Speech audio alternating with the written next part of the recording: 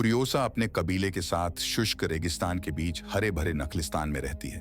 एक दिन वह और उसकी सहेली फल इकट्ठा करने के लिए बाहर जाती हैं। अचानक लड़की ने जंगल में अजनबियों को देखा। वह चुपचाप उनकी मोटरसाइकिलों तक पहुंचती है और उनमें से एक को खराब कर देती है। हालांकि जब वह अगली बाइक की ओर बढ़ती है तो लड़की पकड़ी जाती है। फ्यूरियोसा सीटी बजाती है, जिसका उपयोग उसका जनजाति खतरे का संकेत देने के लिए करती है और भागना शुरू कर देती है। हालांकि लड़की पकड़ी जाती है और उसको बांधकर वो वहां से ले जाते हैं, लेकिन उसका संकेत सुन लिया जाता है। पूरी जनजाति उसके बचाव के लिए दौड़ती है और लड़की की माँ मेरी हथियार लेती है, घोड़े पर बैठती है और पीछा करती है। मेरी लंबे समय तक अपहरणकर्ताओं का पीछा करती है। अंततः सबसे धीमे अपहरणकर्ताओं को पकड़ लेती है और मार देती है। फिर वह उसकी बाइक लेती है और उसका पीछा करना जारी रखती है। जल्द ही एक और डाकू की बाइक की एक्सीडेंट हो जाती है। दो अन्य लोग पीछा करने वालों की जांच करने के लिए रुकते हैं। इस दौरान फ्यूरियोसा बाइक की फ्यूल लाइन को काट देती है। अपहरणकर्ता इस चीज पर ध्यान नहीं देते। वह दूरबीन से मेरी को उनकी तरफ आते हुए देखते हैं और जल्द ही वहां से भाग जाते हैं। फ्यूरियोसा की मां को दूसरे डाकू की बाइक मिल जाती है और उसने बाइक बदल लेती है। जैसे ही शाम ढलती है, डाकू अपनी बाइक की जांच करने के लिए रुकते हैं और उन्हें एहसास होता है कि उनके पीछे कोई नहीं है। एक लड़की को छोड़ देने का सुझाव देता है, लेकिन दूसरा उन्हें उनकी नीचता स्थिति की याद दिलाता है। लड़की को ले जाने से गैंग में उनकी हैसियत बढ़ जाएगी। जबकि वे बहस करते हैं कि फ्यूरियोसा अपने पैरों को छुड़ाने में सफल हो जाती है और भाग जाती है, लेकिन डाकुओं की नजर उस पर पड़ जाती है और वे उसे पकड़ लेते हैं। सुबह होती है, मेरी अपहरणकर्ताओं को ढूंढ लेती है। वह उन्हें अपनी राइफल के दायरे से देखती है, लेकिन अब शूटिंग करना जोखिम भरा है क्योंकि वे डाकू कैंप के करीब हैं। फिर भी वह एक को गोली मार देती है। दूसरे डाकू ने फ्यूरियोसा को अपनी पीठ पर बांध दिया, जिससे उसके लिए गोली चलाना बहुत जोखिम भरा हो गया है। डाकू शिविर में घुस जाता है। प्रत्येक अपने साथ लड़की ले जाना चाहते हैं, जिससे बाइकर गैंग के सदस्यों के बीच विवाद शुरू हो जाता है। हालांकि उसे पकड़ने वाले का दावा है कि उसने पेड़ पौधों से भरी हुई जगह देखी है, जिसे सुनकर भीड़ में खुशी फैल जाती है।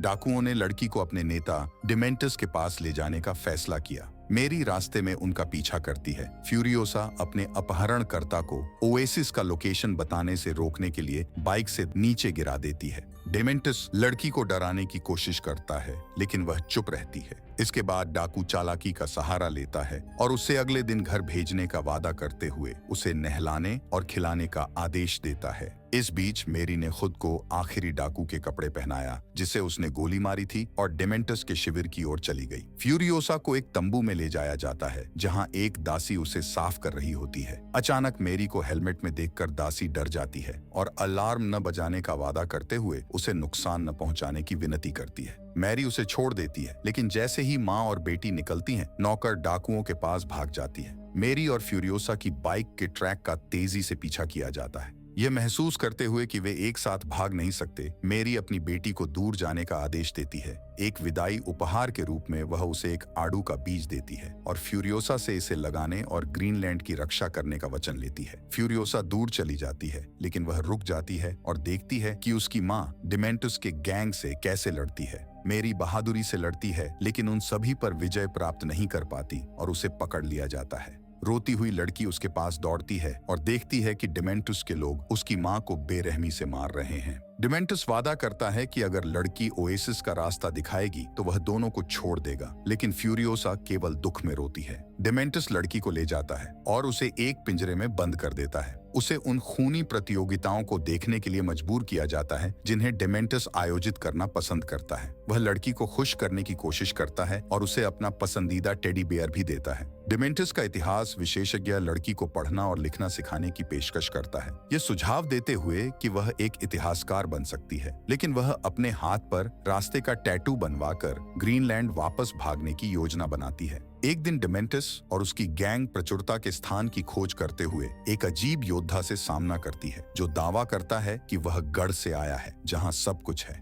डिमेंटस निर्णय लेता है कि यह वही भूमि है जिसकी उन्हें तलाश है और वह उसी दिशा में आगे बढ़ता है। जल्द ही वे इमॉर्टन जो की सेना द्वारा संरक्षित अभेद्य किले में पहुंच जाते हैं। डिमेंटस एक उग्र भाषण देता है और आम लोगों को अपने पक्ष में करने की कोशिश करता है। हालांकि गढ़ का नेता युद्ध शुरू करने के लिए अपने योद्धाओं में से एक को चुनने की पेशकश करता है। डिमेंटस का योद्धा इमोर्टन जो के सैनिकों में से एक की ओर इशारा करता है। सैनिक अपना हथियार उठाता है और अलविदा कहता है और बाइकर योद्धाओं के बीच में कूद जाता है, जहां वह खुद को विस्फोट कर देता है और अपने साथ कई दुश्मनों को मार देता है। लेकिन डिमेंटस पीछे नहीं हटता। लड़ाई शुरू होती है। इमोर्टन जो का आदमी हुक वाली जंजीरों से डिमेंटस की मोटरसाइकिलों और कारों को कुशलता से हवा में उठा लेता है। वे फ्यूरियोसा के पिंजरे के साथ भी ऐसा करते हैं, लेकिन इतिहास विशेषज्ञ पिंजरे को पकड़ने में कामयाब हो जाता है और डिमेंटस खुद मदद के लिए आता है। वे लड़की को पिंजरे से मुक्त करते हैं और भाग जाते हैं। कुछ समय बाद डिमेंटस अपनी गैंग का पुनर्निर्माण करता है और गास टाउन में इमोर्टन जो के मिलिट्री बेस में से एक पर कब्जा करने की योजना बनाता है। सबसे पहले वह शहर की ओर जा रहे एक फ्यूल टैंकर को रोकता है और अपने लोगों को सिटाडेल योद्धाओं का वेश धारण करने के लिए मजबूर करता है। जो के आदमियों के वेश में वे शहर की ओर बढ़ते हैं, जिसके गार्ड आखिरी क्षण में संदिग्ध काफिले के लिए द्वार खोल देते हैं। डिमेंटस के आदमी गास्ट शहर पर कब्जा कर लेते हैं और अब वे इमोर्टन जो को शर्तें बता सकते हैं। यह जानने के बाद सिटाडेल का नेता बातचीत के लिए सहमत हो जाता है, जहां बाइकर्स आपूर्ति के रूप में श्रद्धांजलि की मांग करते हैं। डिमेंटस के लोग गास्ट टाउन के नेता का सिर दिखाते हैं और धमकी देते हैं कि अगर इमोर्टन जो बाइकर्स की मांगें पूरी नहीं करता है तो वे लोहे की कील से सिर को छेद देंगे। ये महसूस करते हुए कि वह बाइकर्स को सीधे नहीं हरा सकता, जो उनकी मांगों पर विचार करने के लिए सहमत होता है, लेकिन वह भीड़ में फ्यूरियोसा को देखता है। उसकी दिलचस्पी देखकर डिमेंटस दावा करता है कि लड़की उसकी बेटी है, लेकिन लंबे समय में पहली बार फ्यूरियोसा बोलती है और डिमेंटस पर अपनी मां की हत्या का आरोप लगाती है। आखिरकार इमोर्टन जो फ्यूरियोसा के बदले बाइकर्स को कुछ खाना और पानी देने का वादा करते हुए डिमेंटस को गास्ट टाउन पर शासन करने की अनुमति देता है। क्रोधित डिमेंटस लड़की से टेडी बियर ले लेता है। फ्यूरियोसा को एक कमरे में ले जाया जाता है, जहां इमोर्टन जो की महिलाएं आराम करती हैं। इस दिन उनकी एक पत्नी बच्चे को जन्म देती है, लेकिन बच्चा फिर से म्यूटेंट पैदा होता है। जबकि लड़की देख रही होती है, जो के योद्धाओं में से एक रस उसके बालों में घंटियां देखता है, ये महसूस करते हुए कि उसने उसकी रुचि जगा ली है। उस रात फ्यूरियोसा उसके बाल काट लेती है और एक विग बनाती है। बाद में रुस उसे अपने क्वार्टर में ले जाता है, जहां वह उसकी जांच करता है। वह उसके हाथ पर उसके घर की ओर जाने वाला स्टार टैटू पाता है, लेकिन झनझनाते बालों से मोहित होकर वह उसे सहलाना शुरू कर देता है। लड़की मुड़ जाती है, विग उसके हाथों में आ जाता है और वह भाग जाती है। कुछ समय बाद फ्यूरियोसा, जो किसी तरह क्रेन ऑपरेटर ब्रिगेड में शामिल होने में कामयाब हो जाती है, एक निडर लड़के के रूप में प्रशंसा अर्जित करती है, जिसने एक युद्ध में अपनी आवाज खो दी थी। कोई सोच भी नहीं सकता कि वह एक लड़की है, कोई सख्त गूंगा लड़का नहीं। केवल रस एक बार उसकी परिचित आंखों को नोटिस करता है, लेकिन उसे समझने का समय नहीं मिलता है, क्योंकि लॉलेस वेस्टलैंड में रेडर के हमलों का सामना करने के लिए एक अच्छी तरह से सशस्त्र सप्लाई ट्रक पर निर्माण कार्य शुरू होता है। स्थिति को देखते हुए लड़की मुख्य ट्रक के नीचे एक बाइक और कुछ सामान छिपाकर भागने की योजना बनाती है। कुछ समय बाद फ्यूरी रोड से फ्यूल फार्म की ओर जाते समय ट्रक पर डिमेंटस छोड़ने वाले मारॉडर्स द्वारा हमला किया जाता है। ट्रक के सुरक्षा कर्मी चलते समय लड़ाई में शामिल हो जाते हैं। अलगाववादी वाहनों पर कब्जा करने के लिए पैराशूट सहित हर तरह का इस्तेमाल करते हैं। इसका फायदा उठाते हुए फ्यूरियोसा बाइक को चेन से मुक्त करने के लिए ट्रक के नीचे उतरती है। इस दौरान एक टेक्नीशियन क्षतिग्रस्त नली के एक हिस्से को बदलने के लिए नीचे उतरता है और गिर जाता है, लेकिन फ्यूरियोसा को एक स्पेयर पार्ट देने में कामयाब हो जाता है। हमलावरों में से एक ट्रक के पास जाता है और उसके नीचे विस्फोटक लगा देता है। फ्यूरियोसा ट्रक को बचाती है और अपनी जान जोखिम में डालकर ब्रेक की खराबी को ठीक करती है। अलगाववादी शांत नहीं होते और ड्राइवर पीछा करने वालों से बचने के लिए हर संभव कोशिश करता है, लेकिन वे लगातार हमला करते रहते हैं और लगभग सभी गार्ड मारे जाते हैं। फ्यूरियोसा ट्रक के हुड पर चढ़ जाती है, उसका हेलमेट गिर जाता है और ड्राइवर प्रेटोरियन जैक को पता चलता है कि वह एक लड़की है।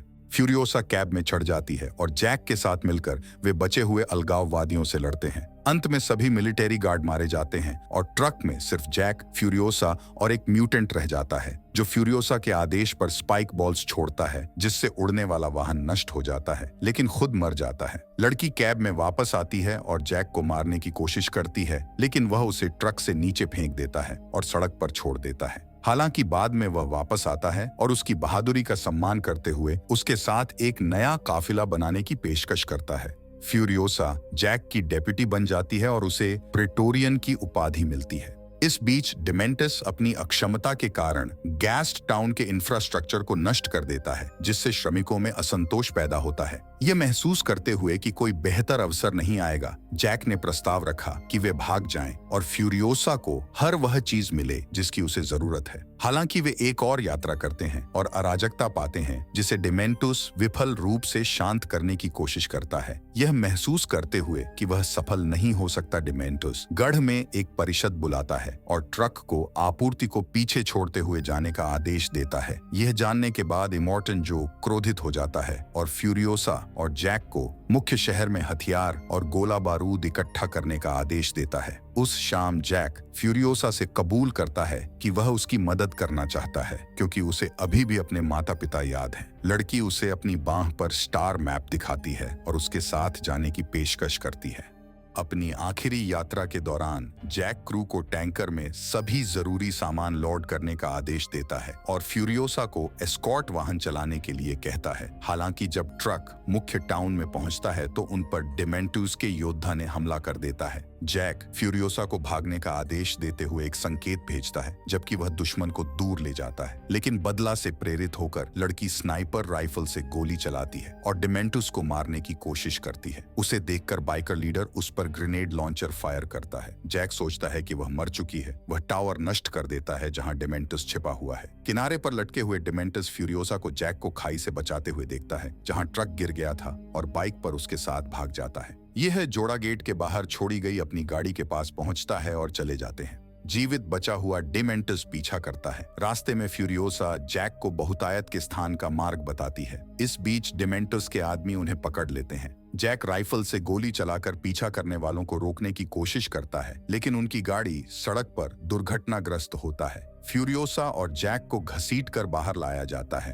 क्रोध में डिमेंटस दोनों को मारने का आदेश देता है, लेकिन पहले जैक को मरना होगा। फ्यूरियोसा को जंजीरों में जकड़ दिया जाता है और उसे अपने दोस्त को प्रताड़ित करते हुए देखने के लिए मजबूर किया जाता है। लेकिन जैसे ही शाम होती है, डिमेंटस एक हाथ को जंजीर से लटकते हुए देखती है, जिस पर एक स्टार मैप लगा होता है। लड़की ने अपना हाथ काट लिया है और अब चोरी की गई बाइक पर सवार होकर जा रही है। अपनी आखिरी ताकत के साथ वह गढ़ तक पहुंचती है, जहां उसे जो के पास ले जाया जाता है। लड़की सब कुछ बताती है जो हुआ और डिमेंटुस के खिलाफ युद्ध की योजना बनाने में मदद करती है। चालबाजी के माध्यम से वे डिमेंटुस को समझाते हैं कि योद्धा गढ़ को गास्ट टाउन के लिए छोड़ चुके हैं और भीड़ किले की ओर भागता है, जहां अधिकांश बाइकर्स मारे जाते हैं। इस बीच फ्यूरियोसा अपने घर का रास्ता भूल जाने के कारण अपना सिर मुंडा लेती है। अपने हाथ की जगह एक यांत्रिक कृत्रिम अंग लगाती है और युद्ध के लिए तैयार हो जाती है। वह एक वाहन जब्त करती है, जिसे प्रिटोरियन ने डिमेंटुस का पीछा करने के लिए तैयार किया था, और अकेले ही चल देती है।